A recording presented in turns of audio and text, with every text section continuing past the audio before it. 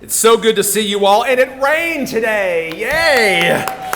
Oh, I was driving down the bypass toward Frederica Street going to work, and a big bolt of lightning struck somewhere behind the Denny's, and I'm like, hallelujah!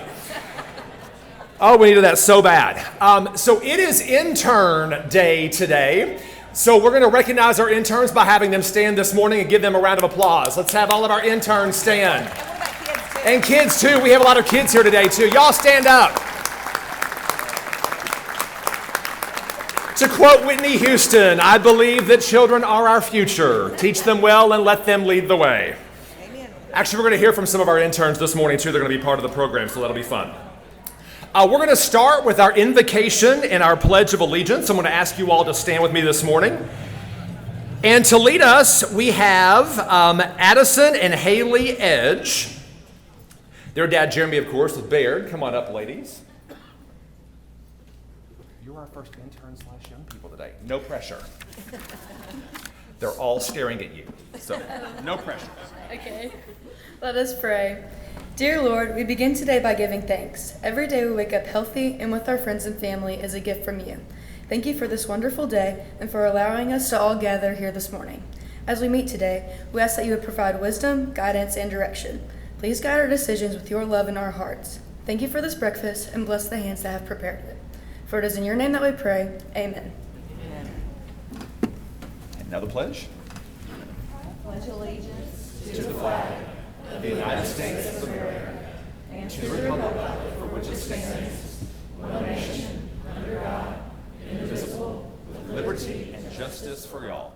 Give those young ladies a round of applause, you all. Addison and Haley Edge. And you can actually remain standing because it's time for this morning's Mingle Minute. What music do you want me to do? Oh, I don't know. Something fun. Who would that be?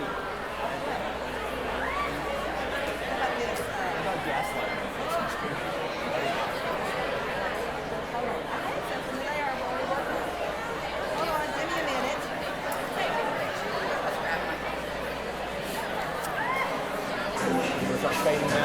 All right, thank you so much. That is our Mingle Minute. Mary Grace. Got it. Over here. Yep. Where's our prize? I got it right here. We're all good.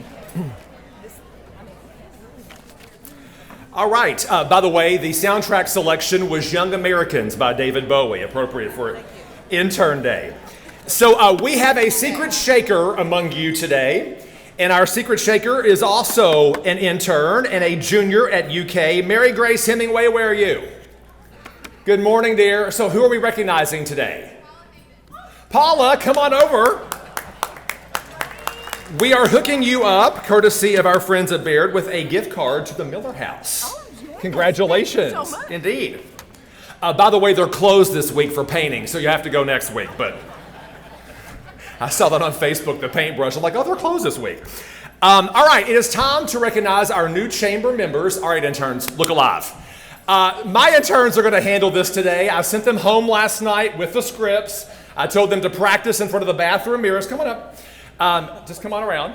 So I'm going to welcome up Jacob Calloway and Isaac Gray. Both of these fellows are from Murray State University. Isaac actually just graduated. His credit hours he's earning at WBKR, his last things he has to do. Isaac, you have one more. Jacob, you have one more year left, right? Yes. One more. And Jacob has one more year left. So they're going to introduce our new members. All right, take it away, gang. Hello, everybody. Westland Medical Practice is a primary care clinic specializing in endocrinology, providing compassionate, individualized care for patients aged 17 and up in Owensboro, Kentucky. Dr. Sarah Doolin-Thompson, DNP, and her team have invested in the most advanced technology to prevent, diagnose, treat, and manage their patients' health. Their team prioritizes patients' individual needs and healthcare goals. Joining us this morning are Dr. Sarah Doolin-Thompson and Chelsea Abel. Welcome to the Chamber for Wesleyan Medical Practice.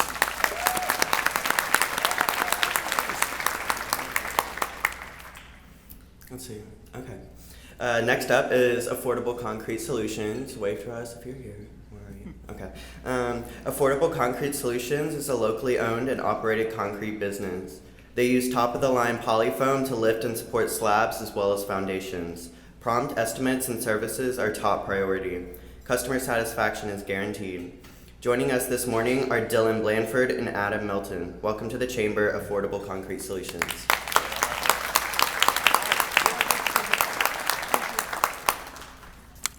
Here we have 54 Cosmetics, right over there. We met them during the Mingle Minute, actually.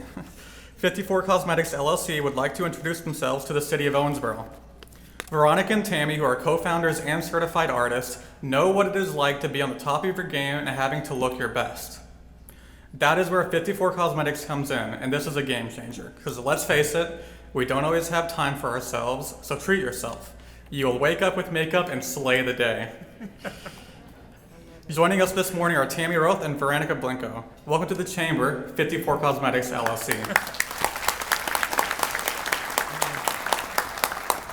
Okay. Next up is Kiwanis Club of Owensboro. The Kiwanis Club of Owensboro has served the area for 82 years. The club is part of Kiwanis International, whose mission is dedicated to improving the world one child and one community at a time. The club meets regularly, and guests are welcome to attend. Prominent projects include the Ron Logston Spray Park, the musical playground at the library, and Rooster Court at Legion Park. Kiwanis supports many local nonprofits. For information, please contact kiwanisclubofowensboro@gmail.com. Joining us this morning is John Gleason, Jody Holsey, and Belinda Blair. Welcome to the Chamber, Kiwanis Club of Owensboro.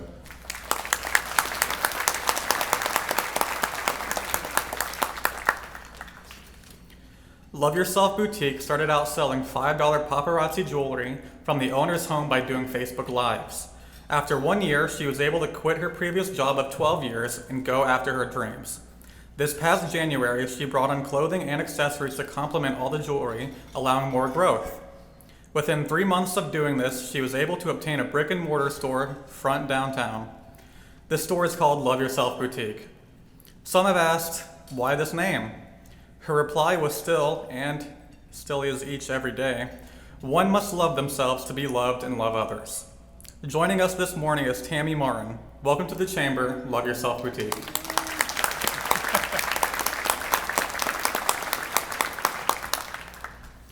Next up is Soul Good Metaphysical Wellness. They're a holistic wellness center specializing in helping people find comfort and healing that goes well beyond the physical body.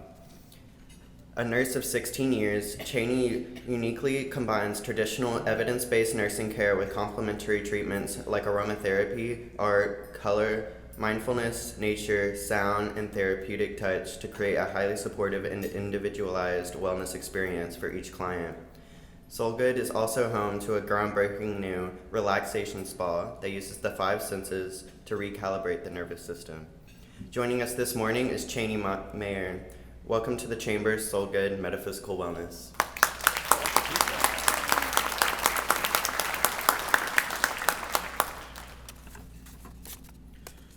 Sleepwell Mattress is joining us today, and their grand opening is on July 2nd, or July 22nd.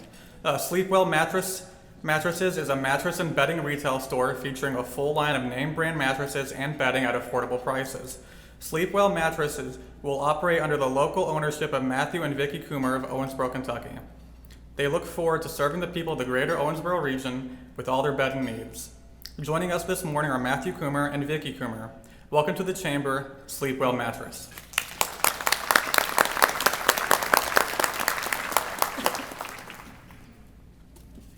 Next up is Allstate Insurance, James Russell. They protect what matters most to you and help you plan for your financial future. From your family and retirement to your most prized possessions, they will be your go-to resource for all your insurance and financial services needs. They also offer group benefits for your small business. Come by and see them or give them a call, and one of their staff will gladly help. Joining us this morning is James Russell. Welcome to the Chamber, Allstate Insurance, James Russell. Isaac and Jacob, everybody. Well, crush that. Good job. When they reached out to me, like separately, to ask if they could intern, I'm like, Jacob and Isaac, I'm going to have the children of the corn as interns this summer. Yeah, right. So disappointed Malachi doesn't go to Murray State. It is time to recognize our Ambassador of the Month, and super excited to give a big round of applause. I want you all to join me in doing it. From Advanced Center for Orthopedics and Sports Medicine, let's hear it for Justin Merritt.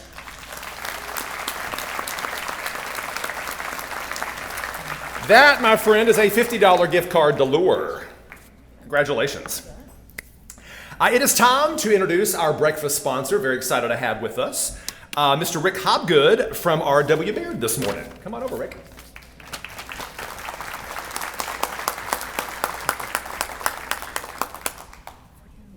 Thank you. Good morning. Candace, I learned something new yesterday about the convention center. Jeremy Edge went out and filled up about 50 helium balloons to put on the tables. And guess what they don't allow in the convention center? Which makes sense. Yeah. But thank you, everyone, for being here. And let's hope that we get a little bit more rain before this day is out. But we certainly know that this area needs it badly. Candace, thank you and your staff for helping to put all of this together. And I tell you folks, when you get a sponsorship availability, take it, because the staff here is just phenomenal on putting this all together. So we really appreciate it. I'm going to talk for just a few minutes about the local branch of Baird. And then I'm going to make sure there's plenty of time for Don to talk a little bit. Many of you probably still know us as Hilliard Lions, because Hilliard Lions was in this community from since 1945, and until 2019, we remained as Hilliard Lions. And at that point in time, Baird, based out of Milwaukee, bought Hilliard Lions, and thus we became Baird. A lot of benefits have come with what I'll call the partnership, the acquisition, and a lot of that is that we found that there's a lot of culture, a lot of values that actually replicate each other. So we're very pleased that to be a part of Baird.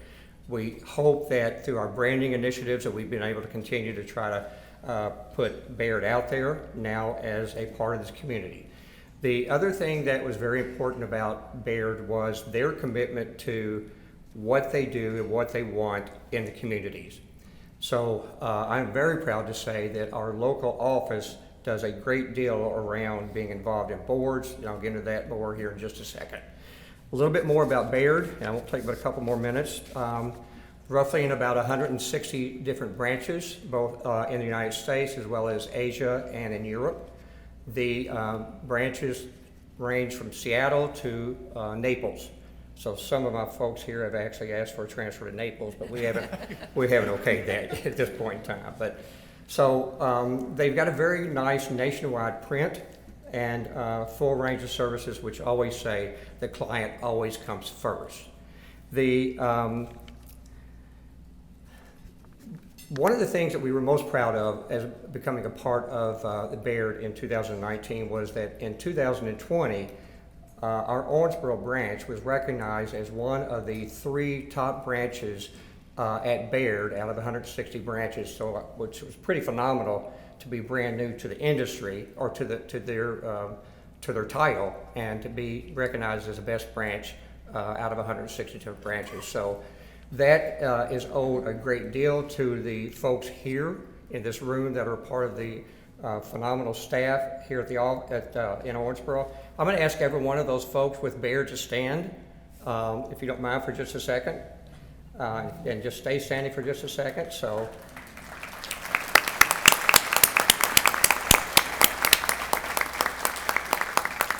I don't know if this number is believable or not, but what you see standing, and there are a couple that are still manning the office, is over 545 years of financial services experience.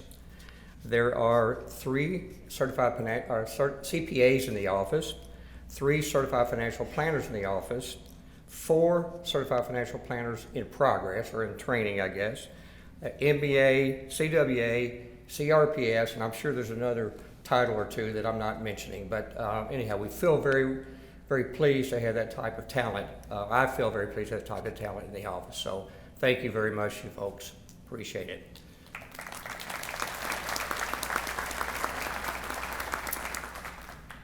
Okay, Candy, I'm going to move on to, there we go. So the Owensboro office also represents participation in about 35 boards. And with that recognition of a best branch in 2020, part of that recognition was because of our community involvement. And what we try to do at Baird is to try to give back to the community everything that they've given to us for now almost 78 years, considering Hilliard Lyons as well as Baird. The folks in this room serve on those 35 boards, and I'm sure at times probably there are boards I'm not even aware that they're serving on. But absolute representation that they're giving back to people who are entrusting us to do the very best that we can for them. The most recent expansion that we've had, in 1996, I moved the office from the old Executive Inn, which I guess we're right about here, that no longer exists, to the train station. And we've been very fortunate and blessed by the Owensboro community to be able to have expanded now 4 times, and we had a most recent expansion with a ribbon cutting that some of you attended at that point in time. So we're very, very pleased to be able to have that. I'm going to show a few pictures, or Candace is, of some of our most recent experiences in the community. Baird actually has a Baird Give Back Week where we allow, shouldn't say allow, but we encourage, and they have time off, paid time off for this, to get out into the community and to be a part of what's taking place. Some of those things included putting in mulch at the Boys and Girls Club, presentations to CASA for less fortunate children and things like that. And then we also had participation. This picture I like the best with Bo and Larry with those white hats serving food at what I'll still call the Elizabeth Mundy Center for many, many years. But they're always willing to get out and do things like this. So I appreciate each and every one of you guys, and thank you all for allowing us. Candace, thanks for giving us an opportunity to be a part of the Rooster Booster. Thank you. Thank you, Rick. I Yes. got a few music. Okay, cue music, Candace. Now we have a very special presentation for the program this morning, because in addition to our interns, we have some really special guests here who've been in training for the last few weeks, getting ready for a huge fundraising event that takes place here at the Convention Center in August. Okay, I gotta just give me a minute. You know I'm not good at this. Is there an intern who could come up, please, and help Candace with her cell phone? That'd be great. Dancing with myself? No? Okay, got it. Got it? There we go. Oh, we need some more volume there. Okay. How about that? That's really good. Okay, so we have the couples who are competing this year in the Boulder Missions Dancing with Our Stars. We want to introduce them this morning and have you all give them a big, rousing round of applause. Couple number 1, Sharmy Davis and Joey Barr. There they are. Okay, you're just standing completely still, really? Come on, walk. Walk and dance. Oh, you're gonna crush it.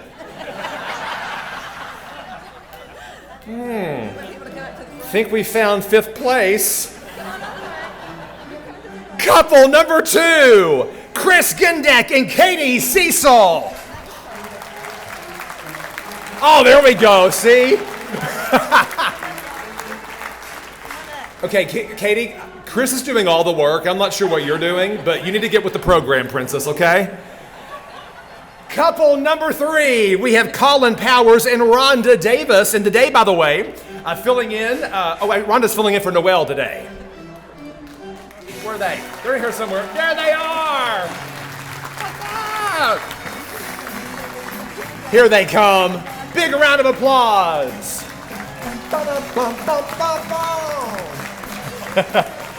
Couple number 4, Jerry Ray Davis and Katrina Kroom.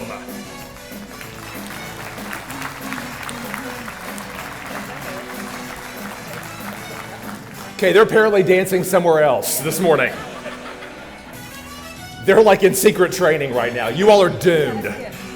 And couple number 5, we have Morgan McCubbins and Dylan Cecil.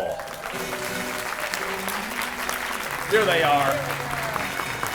Okay, we're gonna need a little more style in this walk, because right now, oh, that's really good, yeah. So we have other couples too that couldn't make it. And there are other couples competing too, but they couldn't make it today. So a big round of applause for the 2022 cast of Dancing with Our Stars, the Owensboro edition. Okay, Kenzie, they really should like strike a pose or something. I mean,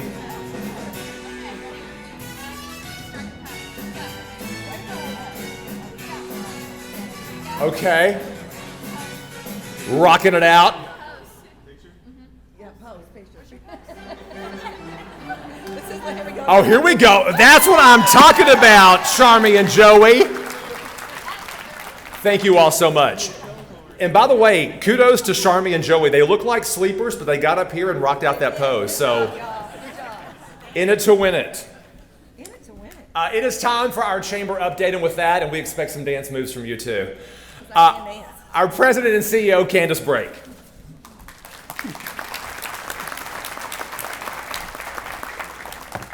Good morning, everybody. Thank you guys so much for being great sports today, too. Twinkle toes, all that you are. So, if you look at your table, you've got our latest Go Chamber. We just, this is the first day that it's been out.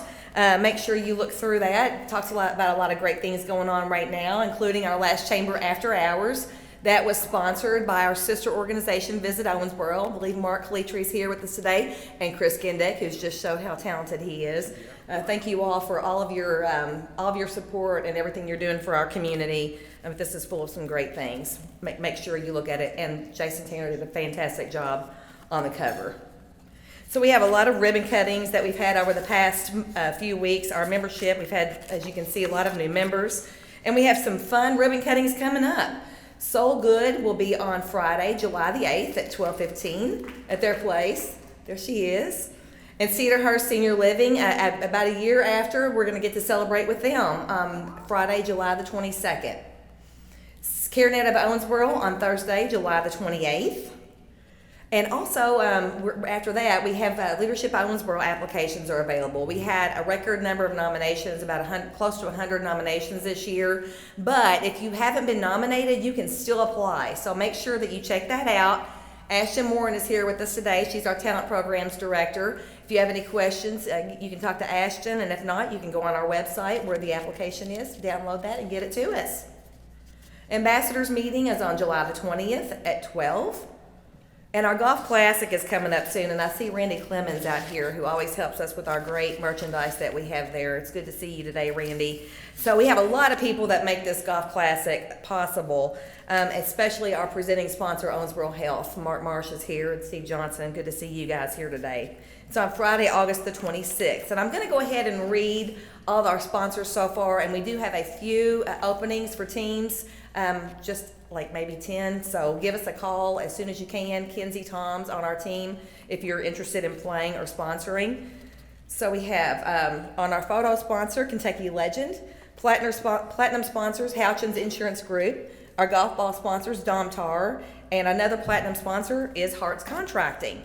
Our gold sponsors are 323 Staffing, Audubon Area Community Services, Don Moore Automotive Team, EM Ford, German American Bank, Green River Distilling Company, Hafer, Heritage Federal Credit Union, Kaiser Aluminum Warwick, Kentucky Infinity Region, Aflac, Kentucky Wesleyan College, Liberty Financial, Owensboro Riverport Authority, RBS Design Group, Ronnie Hancock CPAs PSC, Ruoff Mortgage, Serpro, and South Central Bank. And we have our host sponsors of Hospice and Palliative Care of Western Kentucky, Disaster Team, Town Place Suites by Marriott, and Trophy House Incorporated. We have a lot of food sponsors, and that's what makes it such a great fun event. There's so much going on, and so many different food sponsors having fun things at the Holes. Chicken Salad Chick, Drake's of Owensboro, O South Barbecue, the Brew Bridge, Sam's Club, and U.S. Lawns of Owensboro. So thank you guys so much for that, and if you're interested, as I said, give Kenzie a call. At your place, you'll see our Chamber Matters that we produce monthly, and on that are a list of our member renewals for this month. Give that list a look and remember to do business with Chamber members first, because those are people that are investing back in the community, that understand the power of joining together as one community and pushing forward, and we all know that grows local economies.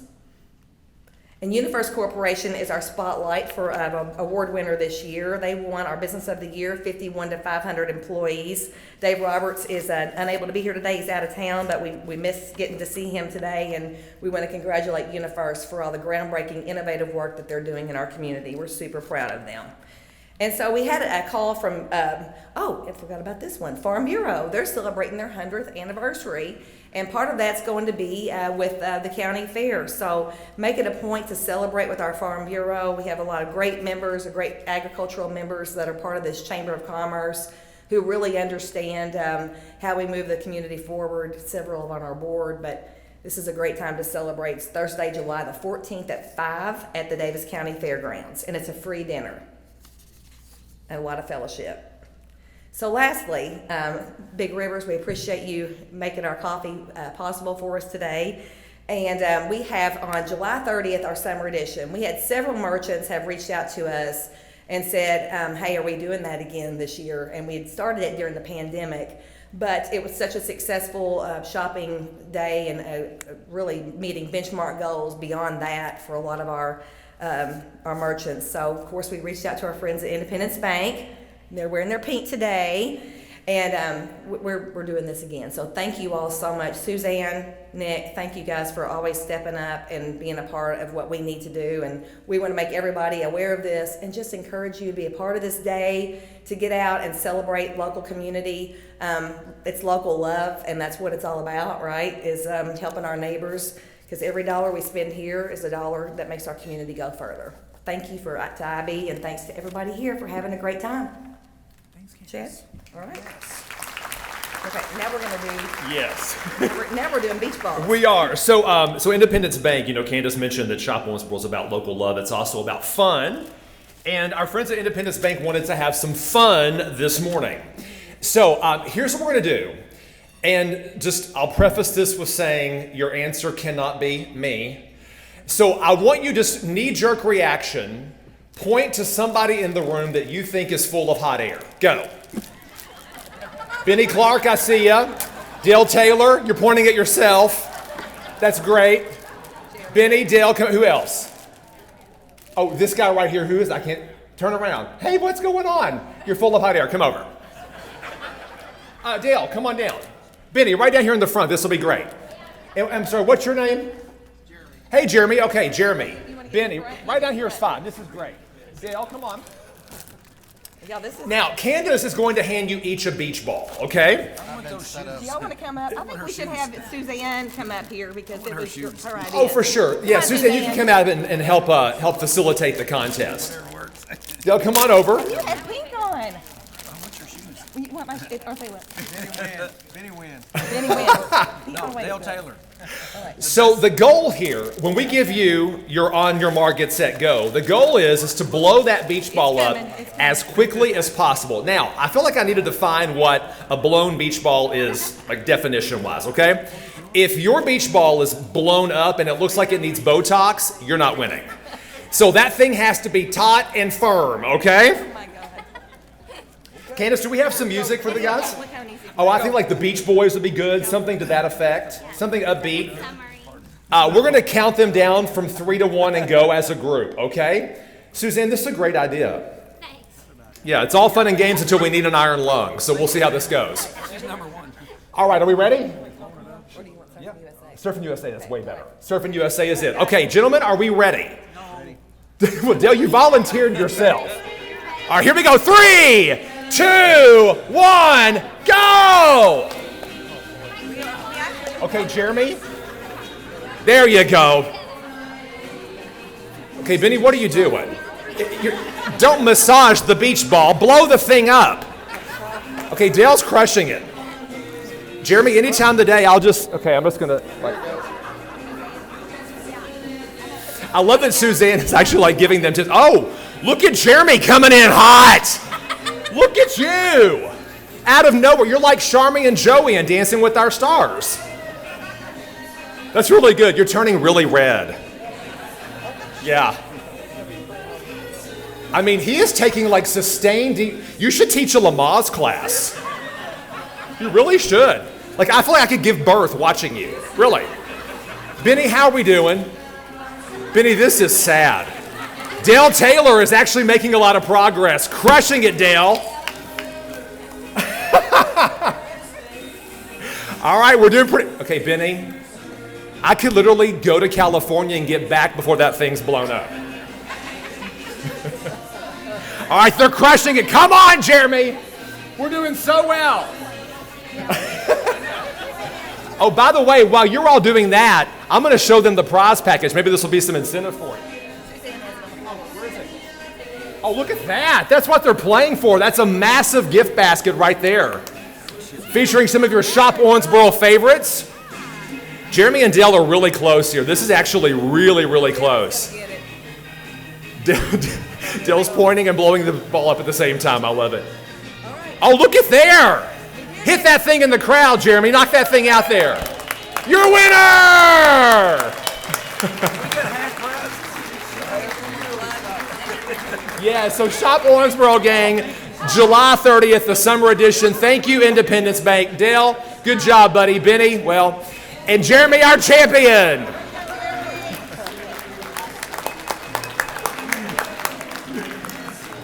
Oh, that's fun. All right. It is time for this morning's featured speaker. To make that formal introduction, we have our board chair at the chamber, Brenda Clayton. You all give her a big round of applause. Thank you, and good morning. It's my pleasure to introduce Don Rissmiller. Don is a founding partner of Strategas and has directed the firm's macroeconomic research efforts since 2006. He oversees Strategas' thematic research as well as high-frequency econometric forecasting. I'm getting through these economic words, if you will. Prior to co-founding Strategas in 2006, Don was an economist and managing director at International Strategy Investment Group. Before joining ISI, he worked at the Federal Reserve Bank of New York, focusing on the analysis of U.S. macroeconomic data and price-wage forecasting models. He is frequently quoted in the financial press. He has been president of the Forecasters Club in New York, a local group of economists. He serves on the board of Global Interdependence Center based in Philadelphia. Don's research has been recognized by Institutional Investor magazine, and in their annual survey, Don holds an AB, magna cum laude in economics from Harvard. Ladies and gentlemen, please welcome Don Rissmiller.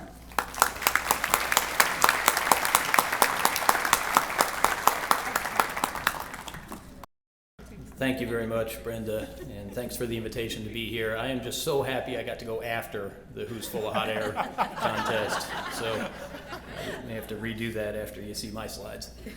So we get to talk about macroeconomics and why do we care? Why are we spending some time on this? And I think that the basic idea is we have to have an economy with price stability. That's a foundational principle, and we don't have that at the moment. So I want to spend some time talking through what I see the Federal Reserve doing, what I see coming out of the government in DC, and then if there are any questions, I'll be happy to address them at the end as well. So the goal of macroeconomic policy in all cases, I'd say, is to get supply and demand to balance. That's the fundamental problem. We do not have supply and demand in the U.S. economy balanced, and it's not too hard to see why. We've had very large shocks in the past 2 years. They've been both on the supply side and the demand side of the economy. And so if you look at the GDP growth rate that gets reported from the government, usually those numbers would have been ones or twos or threes if it was a good quarter. We've had some quarters that were close to 7%, and we've had some quarters that have been negative. And this volatility, this big set of swings, has created an economy that can't get the pieces to fit together just right. And so that's understandable, but it's still something we have to deal with. And the way we're set to deal with it, the way the Federal Reserve is likely to deal with this, is to get supply and demand to balance by bringing demand down until such time as supply can recover. We spent basically a year waiting for supply to catch up. That didn't happen. Preserving this gap has given us something we haven't really had to talk about in about 40 years, which is inflation. Now, let me try to dig into the Fed's mindset on this a bit. And to do this, I want to use a quote that's pretty old. This is from 2011. So this was the very first Fed press conference that was done by then Fed Chair Ben Bernanke. And so these have continued. Other Fed chairs have done them, but this was the first one. And at the time, energy prices were rising. Oil prices were going up. They were about $113. And so the press took the opportunity to ask Fed Chair Bernanke, well, what's going on? What should the Fed do about this? And his answer was, well, the Fed can't make more oil. And I put that there because that's the standard central banker response. This is the textbook response if you're a central banker to a supply shock. Monetary policy generally operates on the demand side of the economy. If it's the supply problem that's creating the issue, your first instinct as a central banker is to do nothing. You want to look through it. And there are times this does work. If you think about the Japanese earthquake a decade ago, there were disruptions to the auto supply chain, but they were relatively short-lived. The economy recovered, and we don't really even remember it.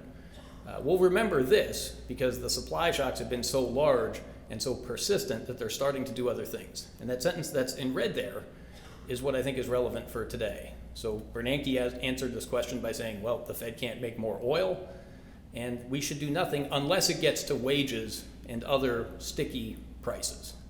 And that's where I think we're sitting today. What's the big problem is we're seeing threats to the inflation setting process, the inflation setting mindset, and that's how you create a much bigger, long-lasting inflation problem. This is what happened in the 1970s over the course of 10 years.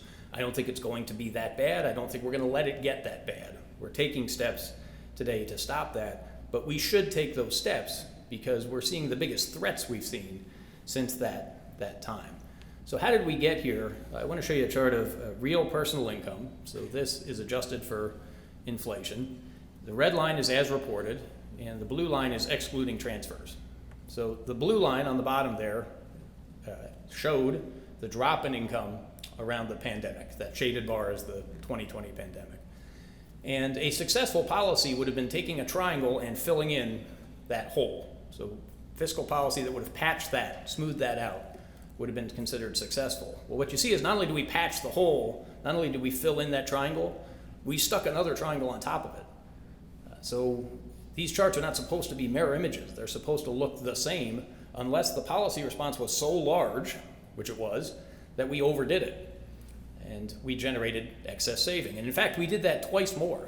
If you look at those next two triangles, you can see that we actually had a recession where personal income went up, where if you add up not just what was earned, but what was earned plus transfers, you had a positive number. And this created a very large fiscal thrust in the economy, and it went to places that were abnormal. So if you look at consumer spending overall, it's back to trend, but it is happening with a very odd mix.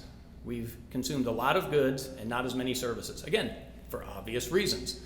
But this is not what the economy was designed for in 2019. We're over-consuming goods, we're under-consuming services, and so it's not shocking that we get something like this. This is a numeric representation of bottlenecks. So the New York Fed put together a summary measure of global supply chain pressure.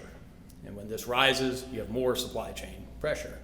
By preserving income but pushing it through an economy in a way it was not designed for, we've backed up the port. We've created supply chain disruptions. We did not order semiconductors correctly. We did not have cars on the lot. All of these things fit into this part of the puzzle. And I want to dig into this for a minute because I think this bottleneck story is fundamental, but there are parts of this that can heal, just like the Japanese auto story from a decade ago. There are bottlenecks in product or transportation.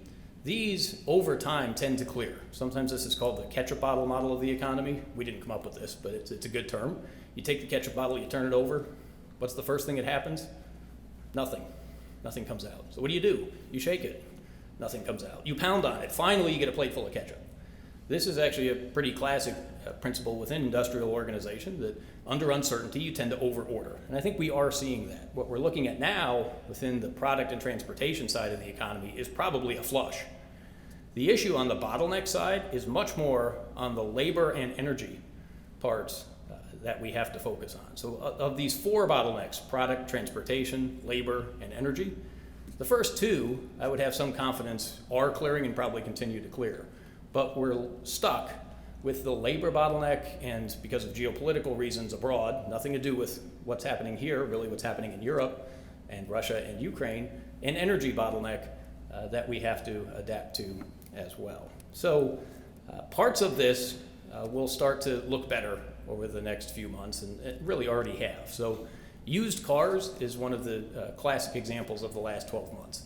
So most people don't think of their car in the garage as their best investment. Usually it's a depreciating asset. Used car prices, if you look at the CPI, were up 45% at one point over the past year. So that's just astronomically high. This is reflecting a shortage that we ran into, and people were just paying whatever they needed to pay.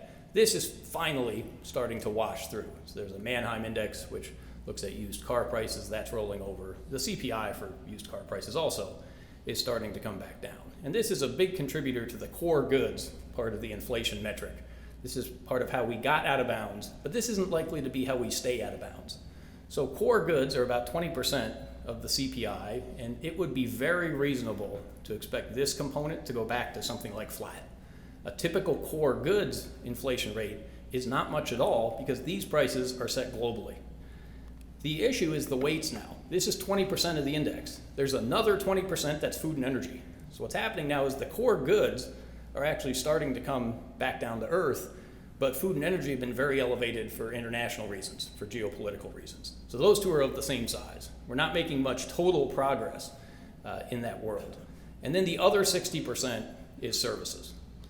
Now services are set more locally. Service prices are set regarding the local wage bill and those type of things. And so what we're seeing is offsetting moves in goods and food and energy, and then an anchor that's stuck on labor. So think back to that Ben Bernanke quote. You could ignore a lot unless those shocks get to wages, because wages are downward sticky.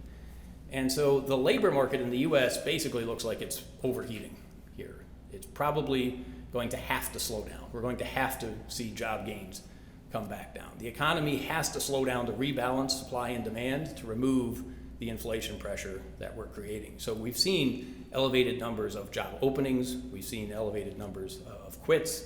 There's some private sector data on job vacancy that's also elevated. Some of this is sector-based. If you look at the healthcare sector, it's been a very tough 2 years to work in some parts of healthcare. There's legitimate burnout in that area. Leisure and hospitality has been disrupted. Local government education is another sector that's still not back to pre-pandemic numbers. But some of this looks like it's going to linger. This is a chart of the number of people not in the labor force. So the labor force is employed plus unemployed. Not in the labor force means you're not looking.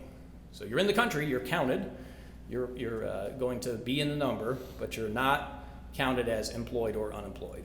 And so you can see that this was relatively stable before the pandemic, then it shot up. Again, makes all the sense in the world. What's interesting is we still have not recovered this number.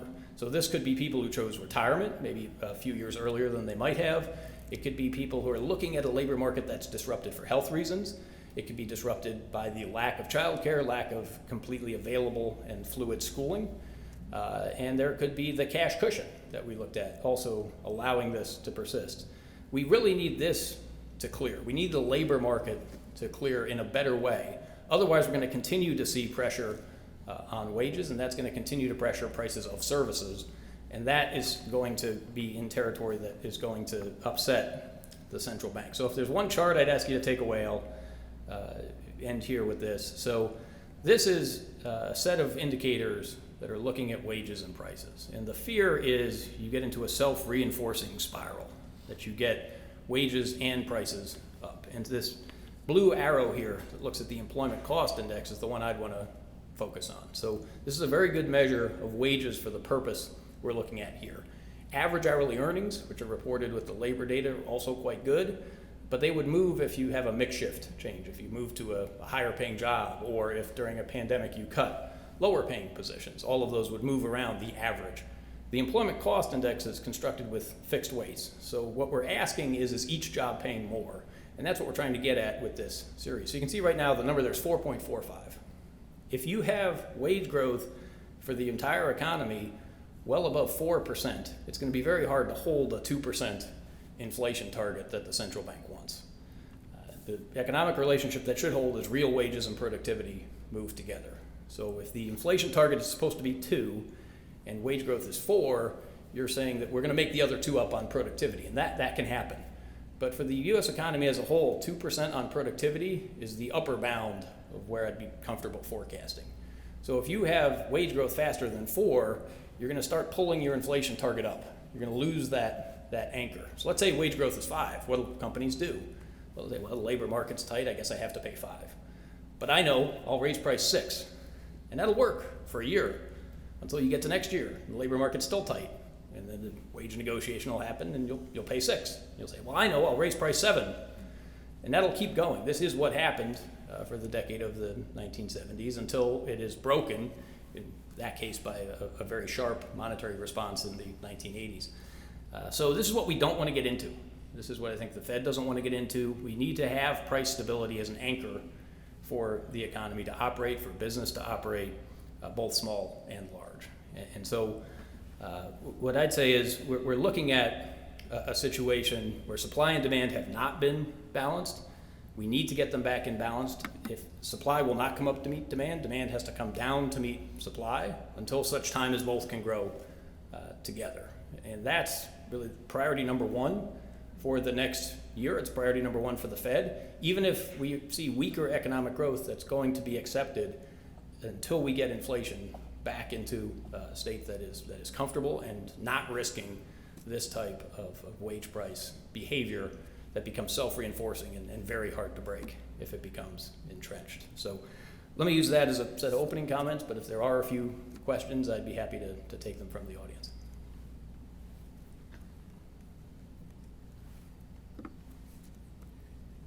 Don, just one quick question, if you can. So what does this mean for interest rates in the near future?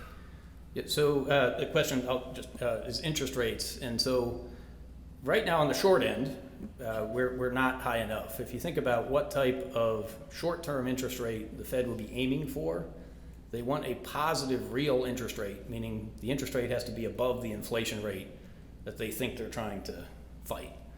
Now, headline inflation, if you look at the CPI, is 8.6. So I don't think we're going to 8.6. And the reason is we don't really believe all of that number is sticky.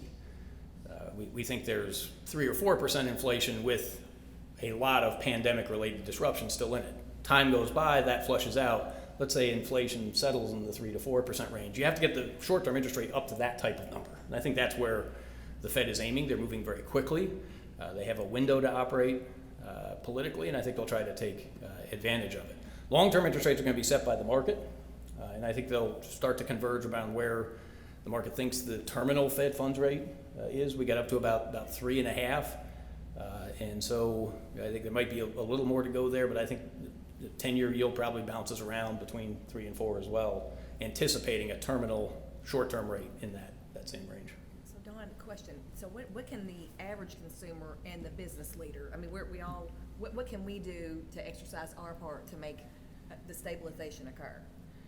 So the biggest issue I see is with labor supply. Mm-hmm. So it's facilitating labor, and so some of this is on the receiving end for the business owners, just being able to work around some of these labor supply problems, because that's what's interrupting the economy most fundamentally. There are plenty of other disruptions, and people have done admirable jobs dealing with ports that are backed up, mm-hmm. and supply chains that don't work, and shipments that don't come, and that's important and admirable. But what's remaining, what's still here right now, is we're looking at a labor supply problem that has not been fixed. So some of this is from a local business level, some of this is from a policy level, make sure we have functioning child care and schooling policies across the country. It's different in different areas. Some are working well, some are not working well. I think that would help. And then just trying to adapt to this environment where we have to do what we can with the resources we have. Getting productivity up will help as well. I like it. Good. That means we're not powerless, right? No, definitely not. Okay. Thank you very much. Thank you. Thanks, Don. Thanks, Don. All right, so I mentioned at the top of the program today that it is Intern Day, and I mentioned we'll be featuring our interns throughout the morning, and we're actually going to close with our interns today. But we're actually going to celebrate our mentors today through our interns. So I need all the interns in the room to stand up, please. Go ahead and do that. Interns, stand up. Oh, we have a bunch. This is good. And I'm assuming you're within some proximity of your mentor, right? Okay, so today we're playing To Tell the Truth, the intern edition. And here's how it's going to work. Interns, pay close attention to Chad. Okay, so interns, you're going to remain standing if the question that I ask you does indeed apply to your mentor. You're going to sit if it does not apply to your mentor. We got it? Are we good? I hear groaning up here. This is going to be so much fun. So you're going to remain standing if it applies to your mentor, and you'll take a seat if it does not apply. Okay, question number 1. By the way, my interns, here's Candace's. Olivia, good morning to you. All right, question number 1, and to tell the truth. Remain standing if your mentor has ever asked you to do something that is completely unrelated to your major in college or the focus of your internship. Okay, only 2 people sat down. Oh, you're gonna sit down? You feel pressured by your mentor? Because see, mine are standing. All right, stand back up. Stand back up. All right. Next question. Remain standing if your mentor has ever bought lunch for you. Oh, thank God. Okay. Remain standing if your internship is unpaid. Ooh, ouch, yeah, sorry interns. You're getting college credit. Deal with it. Stand back up. All right, remain standing if your mentor has ever changed your schedule at the very last minute. You too? Okay, that happens a lot. Olivia, sat down. You're walking this out. I think she feels intimidated by you, but we'll get to that. All right, stand back up. Remain standing if your mentor has ever sent you on a coffee run. Oh, well done. Couple standing, I see that. Stand back up. Remain standing if you've ever had to sit around and wait on your mentor.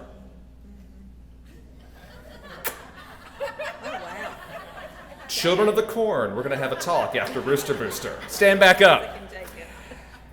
Remain standing, and Olivia, if you sit down for this, I will know you are lying through those teeth, girl. Have you ever had to help your mentor with a computer or a tech issue? What? You're kidding me. She doesn't know how to use her phone. Are you serious? Okay, you're just trying to paint a really good picture up here. Stand back up. Here's one of my favorite questions. Remain standing if you've ever heard your mentor swear.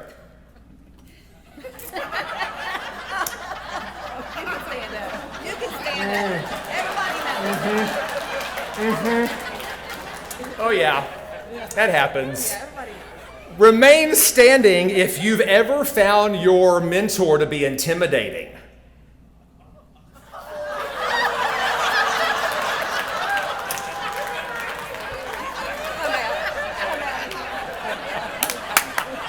All right, one more question for you.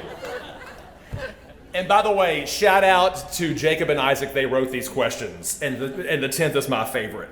Remain standing if you've ever had a TMI moment with your mentor. Oh, wait. We have a stander. I love it. That's funny. Interns, thank you so much for being here. Let's give all of our young folks a big round of applause today. Don, thank you. Rick, thank you. Thanks, Independence Bank. And thanks to all of you for being with us. Enjoy your July. We'll see you in August at the next Rooster Booster. That was good. Oh, we got